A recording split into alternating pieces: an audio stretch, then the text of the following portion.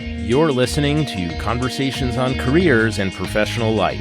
I'm your host, Gregory Heller, from the MBA Career Management Office at the Foster School of Business at the University of Washington. This season, I'll be joined by co-host Jonathan Azoff, the co-founder and general partner of Snowcap, a venture capital firm investing in deep tech climate solutions in our global supply chains, for a series we're calling Conversations on Careers in Climate Tech. Welcome, Jonathan. Thanks, Gregory. Over the course of this season, we'll talk to entrepreneurs across climate tech and sustainability about their careers and the career opportunities for job seekers looking to impact one of the greatest challenges facing humanity.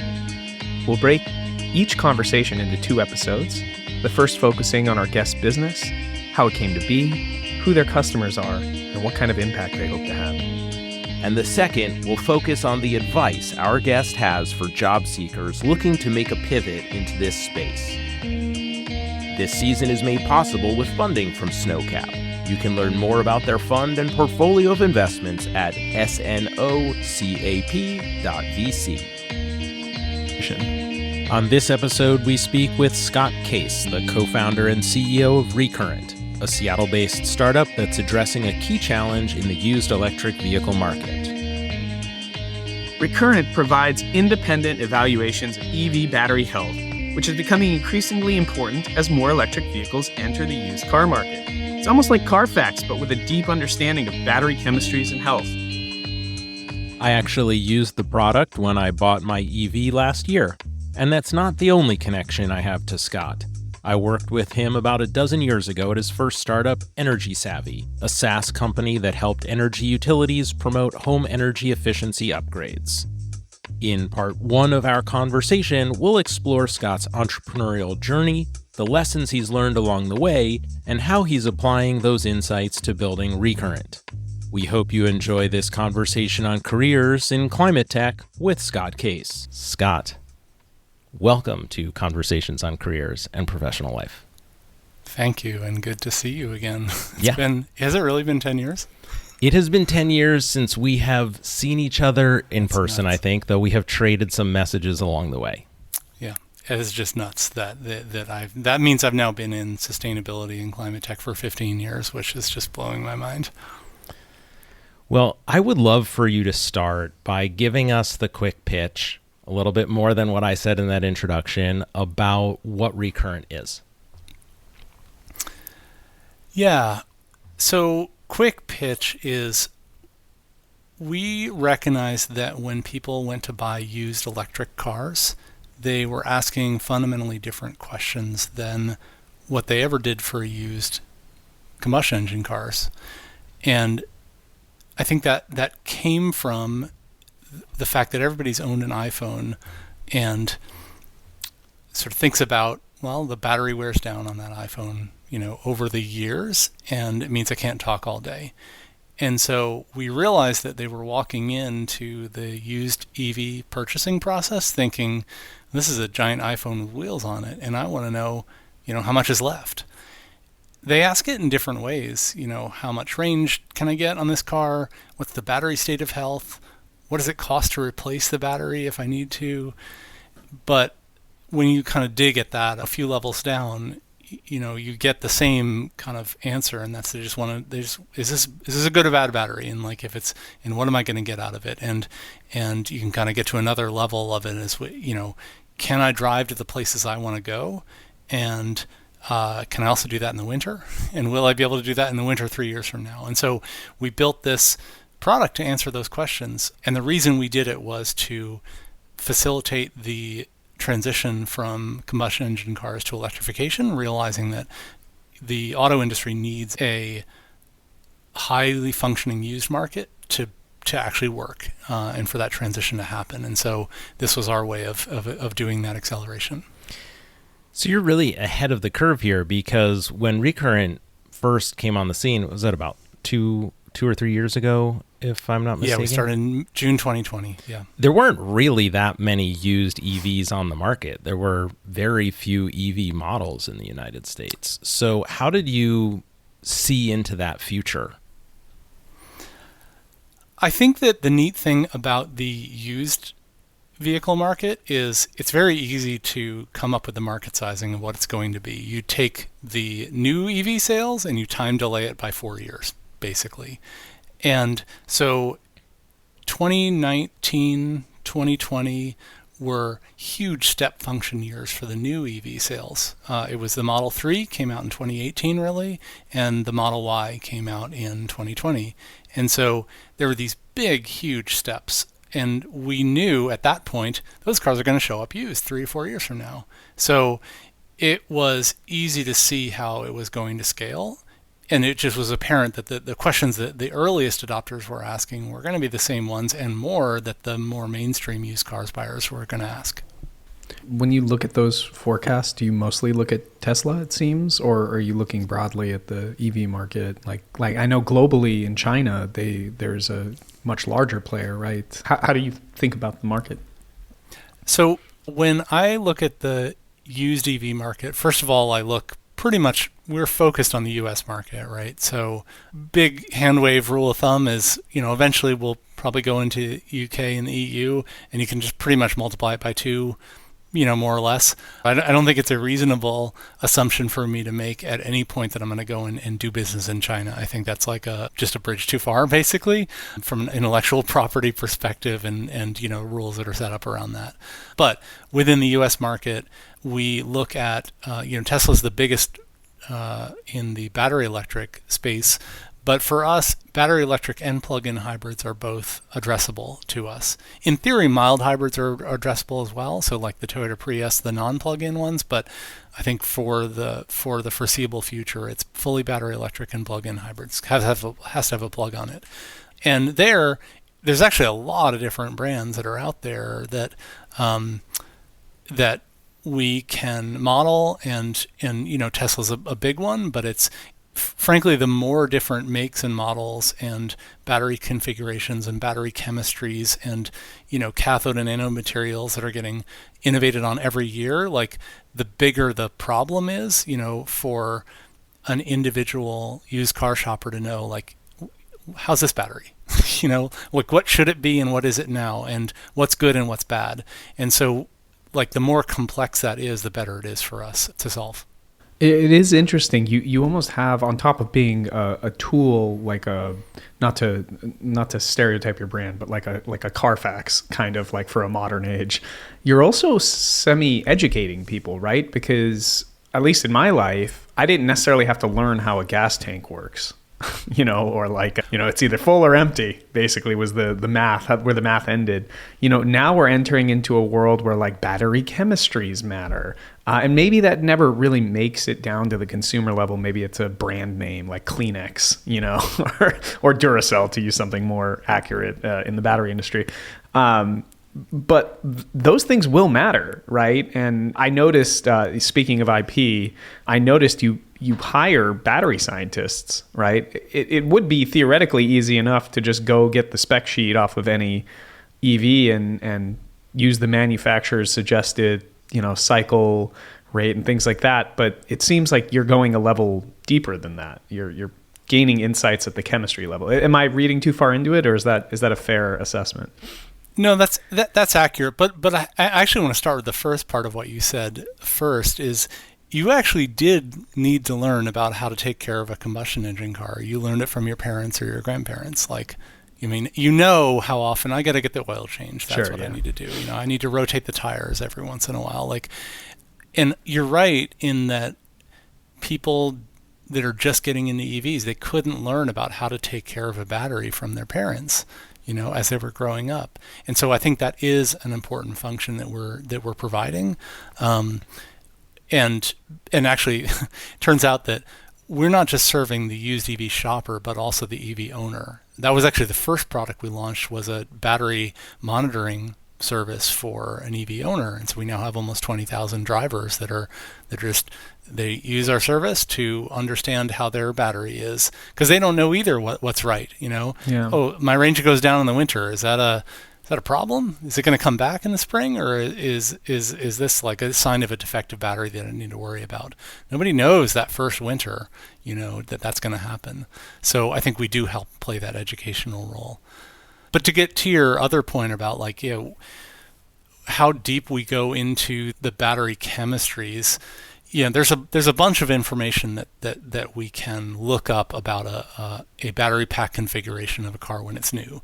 But where it gets complicated is every vehicle, depending on how it's driven and charged and what temperatures it's exposed to and a lot of different variables, they all age differently. And so it's not the case that just because I'm looking at, two 2019 long-range Model 3s with the same odometer on them, that those batteries are going to be in the same shape. They can be 20% different. And so that's fine, but and both of them could be fine, but you don't want to pay the same for the one that doesn't have as much life left and you can't drive as far on. And this is where your battery scientists come in. They're able to look at two seemingly identical EVs and make an assessment on the battery health of those EVs. Yeah, they don't do it individually, Sure. but they've built a predictive model that takes in all the available data that we have. And in some cases, that means a lot, months or years of multiple times a day talking to a car and saying, like, what's your range now? What's the temperature? Or what's your state of charge? And just seeing that again and again and again. And in other cases, we have very, very little data on a car that just shows up on a used car lot and we've never seen it before. But we use our, essentially sample panel of 20,000 cars to find an apples to apples comparison that is sort of a nearest neighbor to it. So that's the approach we use. Years ago, I worked for Zillow, and they hired a chief economist, and they were regularly updating their predictive model. And I was amazed, even as an employee, how little I was allowed to know about that algorithm. So I'll just start by saying, feel free to just tell me to bugger off if you feel like I'm asking too many questions about your predictive model. But it seems like your inputs, so you've got weather, you've got distance traveled, are those the major factors, that the major inputs to the algorithm? Are there other things that you have access to that are able to help tune that assessment? So for a car that's connected on our platform, and if you're listening to this, my first of probably 4 or 5 plugs, if you're listening to this and you drive an EV, you should come to Recurrent and see and sign up your car. It's free. So just like Gregory said, you've used our product as a shopper, you can use our product as an owner, and you basically give us authorization to pull data from your car a couple times a day. These all become inputs to the model. Now, what else beyond what you said? Typically 3 to 5 times a day, when we have a car that's connected, we get to ask it for its state of charge at that moment, essentially how many electrons are in the tank right now, right at that moment, and then how far the battery management system thinks it can go, what the remaining range is on that state of charge. Those 2 data points, along with the external temperature, and then there's a bunch of variances for a lot of different reasons, but overall, when we see hundreds of data points on a particular car and then can compare it to thousands and even millions on other cars that are like that, that basically we know what good is and what good and what bad is at any given state of charge and in any given weather environment. So you're able to adapt a heuristic model from basically Teslas, I assume, or cars that have that capacity to give you such rich information over the internet, to maybe, I don't know, a Nissan Leaf, not to disparage Nissan or anything, but well, actually, so I know, yeah. That's my car. No, we cover 65 different makes and models of battery electric and plug-in hybrid cars. Most cars now, not just EVs, but most cars are sending data, wirelessly over the internet. So is that using a device you provide, or is that no? So okay. So most cars, for the basically every car that has an iPhone app, which is basically all of them now, especially the EVs, that iPhone app, I drive a VW ID4, I can go and start and stop charging on my car, precondition the heat, I can tell it to warm up for me before I go out there. That same essentially API endpoint is what we can plug into for each of those different cars with the owner's permission. So we have many, many, many different battery families that we lump different vehicles into. And so we're not using like the Tesla model to go and predict the battery condition of a Nissan Leaf. Okay, very cool. We should have two different Leaf families depending on Gregory.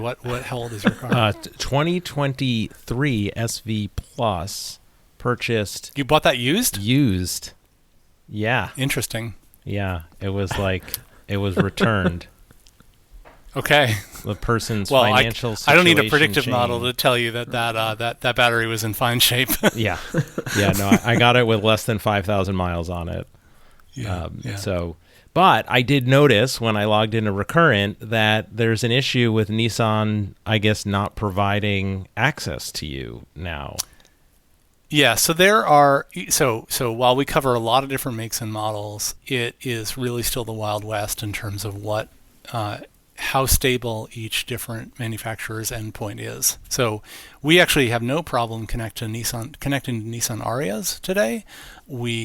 I think the 2024 Leafs are actually compatible. I actually thought some of the 23s were, but a lot of the older Leafs we can't connect to anymore. We could at the beginning of the company, but then I don't know. You guys probably weren't following the nationwide. All the 3G networks shut down. There were a whole bunch of cars that had the 3G modems in them, and we lost a whole bunch of connectivity at that point. So a lot of the older Leafs we lost, and then I think Nissan's actually been deprecating their original connected vehicle platform, and so like they're doing the new one, but they no longer have wireless access to a lot of their older cars. So yeah, it's a mix, but you know, the general shape of where this is all going is all cars are essentially online at all times. So it's sort of the older ones are where we have some problems. So I could certainly geek out with you about the quality of the apps that car companies provide to car owners. But we're not going to go there. Maybe that's a new idea for another entrepreneur in residence someplace else. What I would love to hear about real quickly is what was the experience like of building this company out of both Clean Energy Test Beds where you were an EIR and Pioneer Square Labs where you were an EIR, and how did that differ from the experience of building Energy Savvy? So in order to answer that question, we're going to need to go into a couple of different, there's like two founding stories here, right? So let's make this an extended version, and hopefully I don't talk for 15 minutes straight. Starting Energy Savvy in 2008, 2009, none of us knew what we were doing.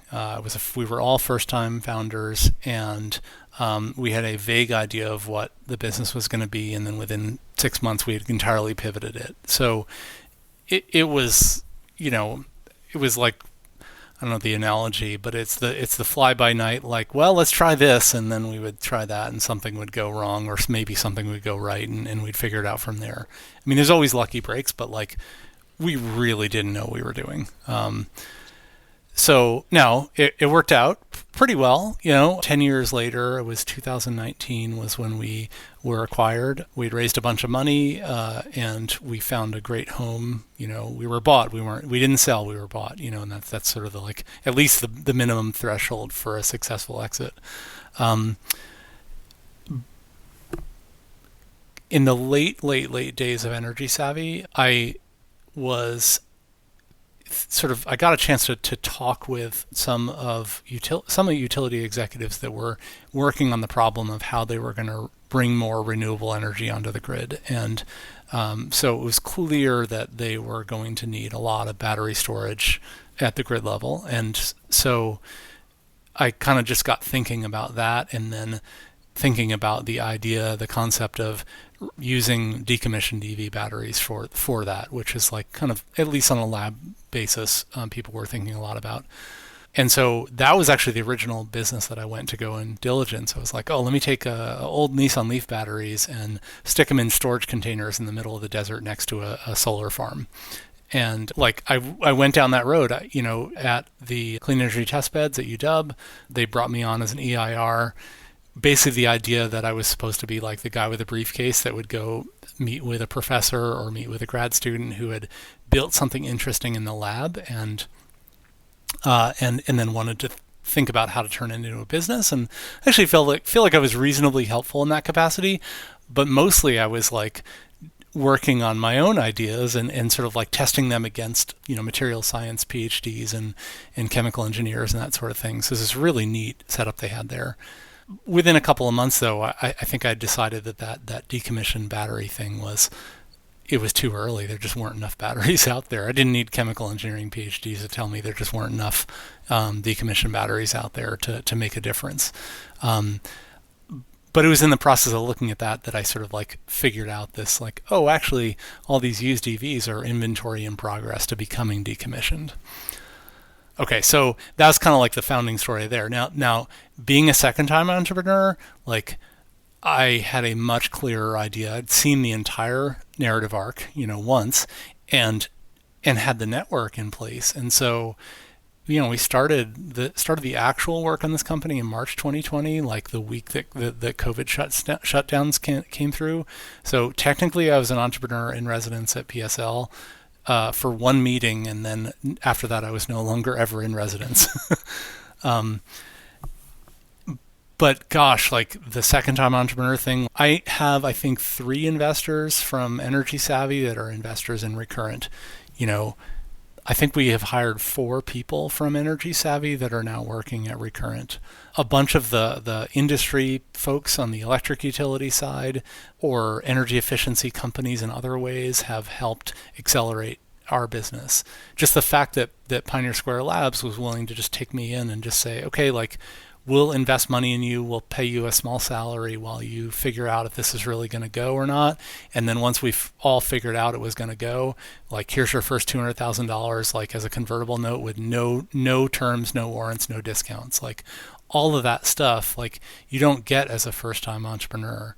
And so it was like not just 10 times, like 1,000 times easier going through it the second time because of all of that, all that sort of like all those experiences and all those people that I had kind of like forged the first time through. You just announced your Series A $16 million funding round within the last couple weeks. We're recording this in late January 2024. How many sort of seed and pre-seed investors did it take you to get to this point? Well, starting in PSL, they, like I said, they put the initial kind of $200K check in. That's a pretty standard thing, or at least I'm not sure if that's the same way they do it now, but because that was 3 years ago.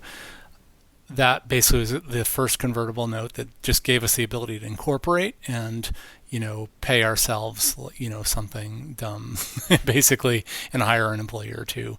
It gave us a little bit of a runway to raise a seed. We raised our seed round in November of 2020. So 5 months after we started, we sort of shown, hey, demonstrated, here's the product, here's the initial customers, here's the market, all that kind of stuff. And so the seed round was a $3.25 million raise led by Wireframe Ventures in the Bay Area. Awesome climate tech investor, with participation from, like I said, several of the Energy Savvy former investors, and angels that I'd gotten to know through Energy Savvy as well. Actually, some of the Element 8 investors, I guess they're called E8 now, invested in that as well. And again, those were Energy Savvy investors as well. So it was that seed. And then weirdly, we had 2022 was a very, very strange year for venture raising. We ended up doing another set of convertible notes in early 2022 that ended up like converting just now in the Series A. So I think you could kind of call them, I don't know what you want to call them. It was safe notes after an initial priced round. So anyway, that's our fundraising story essentially to date. Yeah, the 2022 fundraising period, being on the other side of that and watching, it's almost like a boom and bust cycle compressed into the 2-year period almost. Yeah. Do you feel as though the dynamics of that impacted the way you had to think about growing your business? Obviously, raising now looks a little different. So, yeah, are you now looking at the current market and thinking what you raise, like maybe you have to treat it a little differently? So our timing of our raises and especially our priced rounds, we basically went right before the huge run up, and then was our seed. When I mean run up in valuations. The seed was right before that huge run up, and then our A was right after it. And so we never raised a priced round in the sky high 2021 period. So I think that really helped us in the end to not have like a down round or any kind of, gosh, we have to lay a whole bunch of people off or whatever. We did convertible notes in the middle of that, but those don't have a price on them, and so it just that basically they just sort of ended up converting in just last month. So the operating plan was probably more grounded in growing your business as opposed to maybe just taking advantage of the market. Yeah. And I think I guess all of my experience raising, 5 rounds of capital at Energy Savvy, my first lens on an investor is really like somebody who is not going to be someone who's like, oh, I'm looking for the rocket ship to the moon plan that's high, like massively high risk. I'm looking for something that's a little more pragmatic and realistic, aggressive but realistic. And so I think I end up self-selecting out for the investors that are expecting you to sort of like do the chest beating thing, and that's just not my style. So well, surprise, a lot of your non-lead investors are here in Seattle, and I feel as I've gotten to know the investing community here, I feel like they are more detached from that sort of thinking, the sort of growth at all costs, which I'll be the first to admit that was my life before moving here, and I've enjoyed watching businesses raise here, even though it is a smaller community. I think there's this ability to treat your business more practically, and it seems that's certainly the path you took. I wonder, there's this funny seed valuations, right, are completely made up. And it's like there's like one person in Seattle that sets this, and there's probably one person in the Bay Area that sets it down there. And for some reason, there is a consistent difference between those two, like what the seed valuation is in Seattle versus the Bay Area. And same with safe note conversion caps. It's just higher down there. And so that's a consistent difference. It seems to have held up like over these weird valuation periods. I wonder if there is like a corresponding difference in the Seattle founded businesses don't flame out as much as the San Francisco founded businesses. Don't get me started on this. I'm just really interested. I've never seen that part of it. Article. Maybe we'll list it in the show notes about how Seattle startups outperform Bay Area startups per capita basis. Almost entirely because of that fact. Like, they don't try to build unsustainable businesses. They actually just try to build businesses.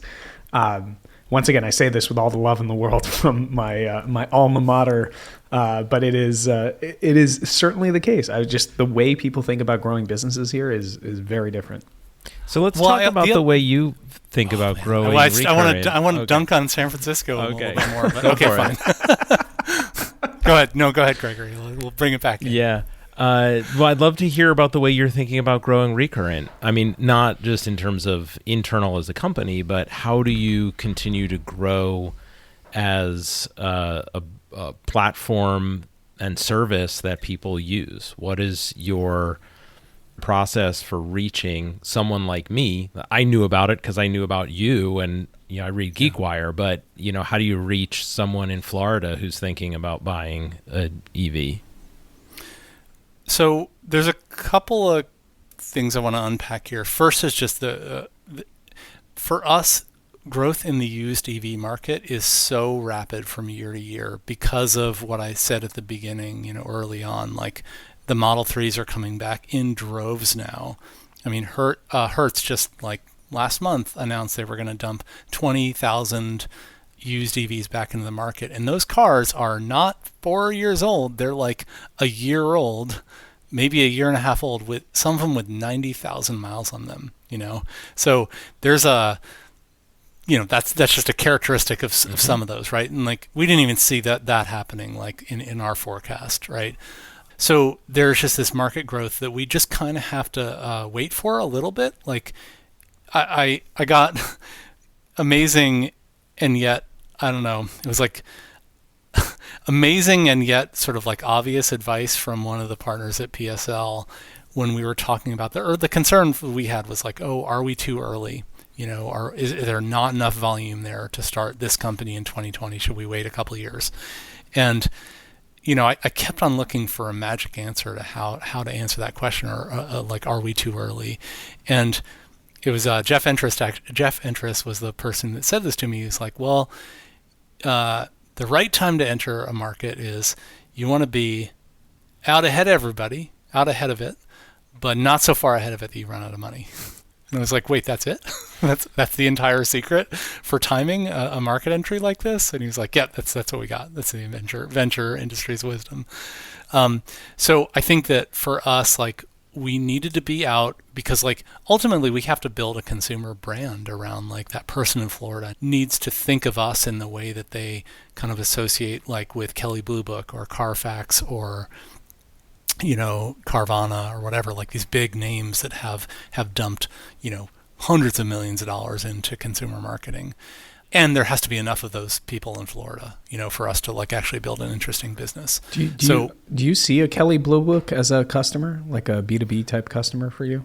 Totally, yeah. We actually just announced a data partnership with Black Book, which is another valuation, one of the major valuation services like Kelley Blue Book, where they are taking our battery scores and incorporating that into the valuation of a used EV. Yeah, seems obvious. So yeah, all the valuation companies, are sort of target customers for us. Why do you think all those companies, which have all the resources that they have by dint of being around for such a long time, Carfax, KBB, Edmunds, and such, why they didn't see this coming?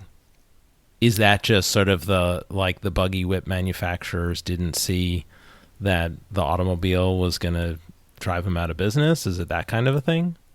No, they all see this coming. It's plain as day. But I mean, you teach a lot of MBA students, like you probably read, which the Innovator's Dilemma, right? Mm-hmm. Like that book. This is textbook for any incumbent in the space. Used EVs are a 1% case, even now. In 2020, it was like a 0.1% case. And so if you're a product manager or a CEO at any of those big incumbents, you're sitting there going, well, I can do this feature over here or this biz dev deal that benefits 99% of my cars, or I can do this really hard thing that will enable me to serve the 1% case.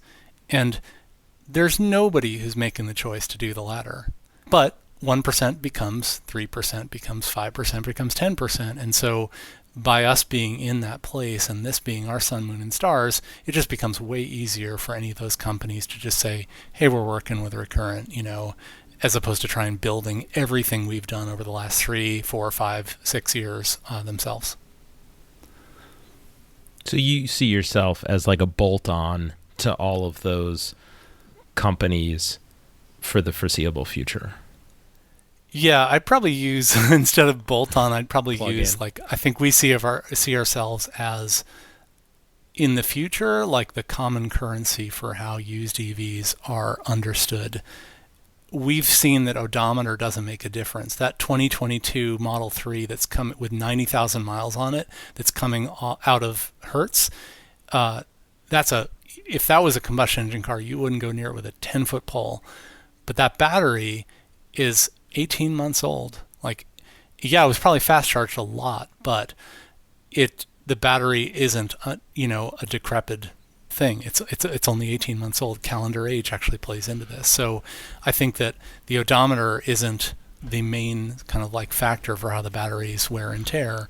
And so I think that we have a chance to be that, essentially replace the odometer for these cars in a lot of ways. So how about that? Common currency versus bolt-on to everybody.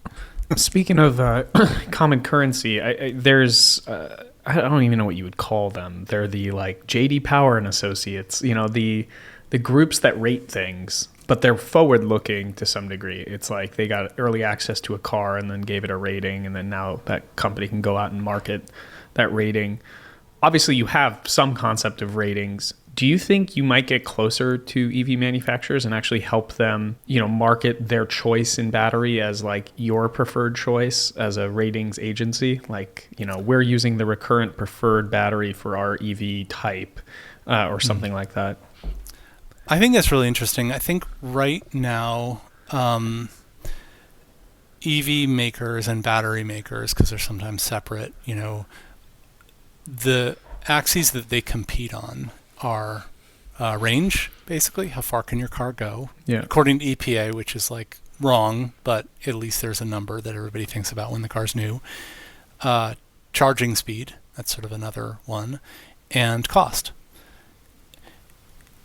What, in the fullness of time, I think our presence in the market will force the manufacturers to compete on a fourth one, which is longevity. Essentially, how long does this thing last?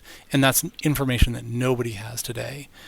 And there are real differences with different chemistry types, with different software approaches to how you manage the charging curve, with different cooling choices, like how do you sort of make sure your battery cells don't heat up as much. I mean, it's like all these things that are completely opaque to the buyer. There's not a normal person is going to go and say like, I am going shopping only for a lithium ion phosphate battery because I know that blah, blah, blah, blah. Nobody's going to say that, So I think that but they may say, hey, I want a car that gets great residual values. Like that's a reasonable thing. Like has a good resale value. Like everybody, if you think of Honda, like Honda, Toyota, great resale, right? That's sort of like that's beat into consumers. Yeah. I think that if we are consistently rating the older batteries of a particular manufacturer higher because they're holding up better, that due to our partnership with Black Book and maybe other valuation services in the future, that has a better chance to increase the residual values for that car, and then that becomes the thing that you buy based on. It reminds me of the impact of gross domestic happiness. I don't know if you're familiar with that global index, but it's, we started measuring it. Someone did, probably in Scandinavia, because they always have the highest. It caused countries to pay attention, to measure this stuff, perhaps in some cases to create policy around this stuff. And in a way, you're almost advocating for the consumer and quite frankly for the planet. Maybe a lesser known thing for people in the EV market is you're doing a better thing for the planet by just running your existing internal combustion, 2009 Prius to the ground than you are from, buying a new EV. It's counterintuitive, but I think like that longevity aspect is not just better for resale and arguably is what's going to drive most of those decisions. I think I would agree on that front, but it's also better for the planet. Like it is better if we don't have to keep mining this stuff, if we can build better chemistries that last longer. And if Recurrent can play a role in incentivizing that in the market, either through longevity pricing or things like that, I think you're serving the public interest. Yeah, I think there are a lot of kind of like actors that need to be in place in order for this transition to be successful and happen quickly. We're one of them, certainly, but recycle when the battery does get decommissioned, reusing it or recycling, we don't do anything with that. Frankly, the next company, the one that I wanted to build is probably out there. I mean, actually, somebody did neat story from University of Washington. I met the team from Moment Energy, which they're out of Simon Fraser actually, and I met them through the UW thing, and they're doing basically the company I wanted to do, that reusing those decommissioned battery packs in microgrid deployments. There are people that are doing each of these pieces. This just felt like the one that, given my experience in software, customer engagement from Energy Savvy, energy data analytics also from Energy Savvy, that just felt like the one that I was uniquely positioned to do. Do you think there's a play for Recurrent to get involved with battery management software? So, right now I presume there are some companies that build this for some of the car companies, and then some of the car companies are building it internally. But you have all this real world data across different car companies. So is there a way that you could even essentially A/B test with people, with these other companies? What is the best way to charge these batteries in the real world over time to give them that longest longevity? Yeah, we've been asked a number of times about this. Is basically benchmarking, right? Yeah. But benchmarking your competitor's product in the real world, because every car company has a lot of data on their own cars, but then nobody has, at least this battery stuff, nobody has data on the other ones. It's not our business model to do that, and we've never done that. It just, I feel like there are some companies that I think do that sort of thing, but for us, it's like, gosh, if we really want to maintain an independence and an unbiased, position, that we can't go and sort of sell somebody's data to somebody else. Like we have to be, hey, this is in the interest of the consumer, and and the dealer basically who's like needs to understand what they're getting when they buy a car to go and sell as well. So that's just, I think it's an interesting idea, but it's probably somebody else that does that. So as a user, I want to say customer, but I didn't pay you. As a user of Recurrent, one of the things that I thought was really cool was the map that actually shows the expected range, both one way and round trip, for the vehicle that I'm looking at. And not just like a bullseye map that shows this is your range, this is 200 miles around, but actually on a road, like, can I get to this place or not? I thought that was really cool. Cool differentiator from other range calculation things that I saw. Yeah, that is the what do you call it? That's the delightful candy, in that report, is that like kind of fractal looking thing, like where can I drive from Seattle or whatever. It's funny that was like one of the first things we built, and we actually partnered. We didn't do all of that in house. I mean, the range number is ours, but then the visualization, it's an API that we hit from a company that there's actually a couple of people that do that now. I think one of them was inspired by our use of it. It's a guide. It's not sort of like not to be used for daily navigation, because the reality is like how fast you drive and do you crank the AC or whatever, impacts that. But I think it helps people visualize when you've never driven an EV before. You're like, okay, I live in Seattle. I like to go to Leavenworth to ski. Can I get there? In this car. Does it just refresh my memory or correct me?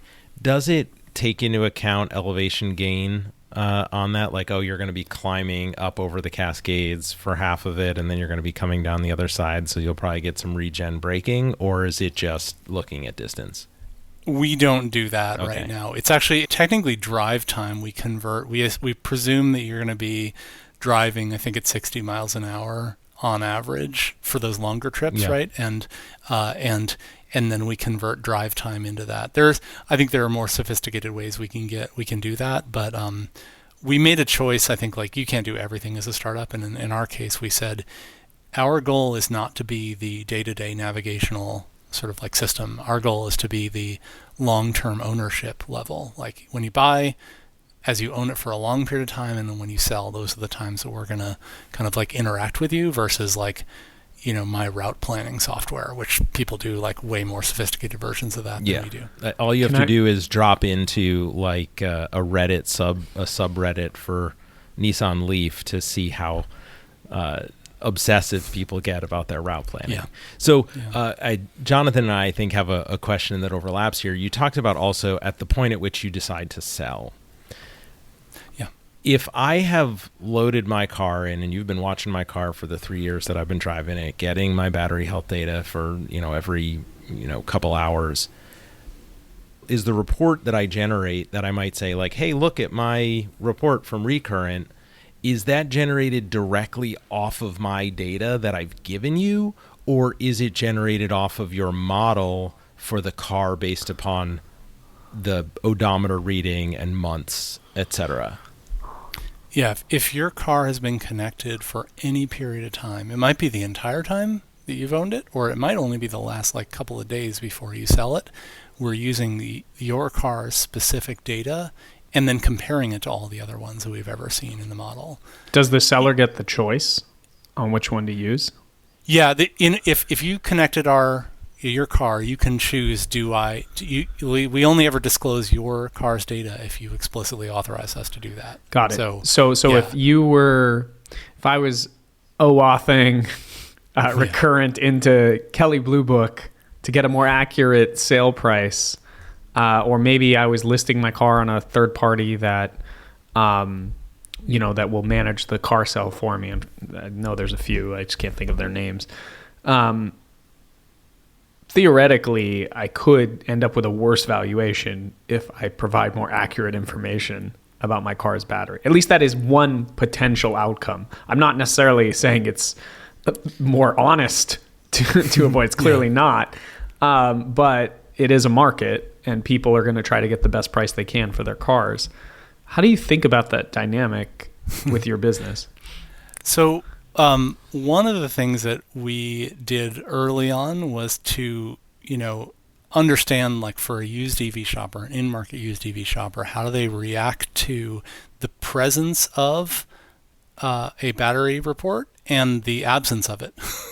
And then side by side, like an amazing battery versus a good battery, an amazing battery versus no information, kind of average or even below average battery versus no information.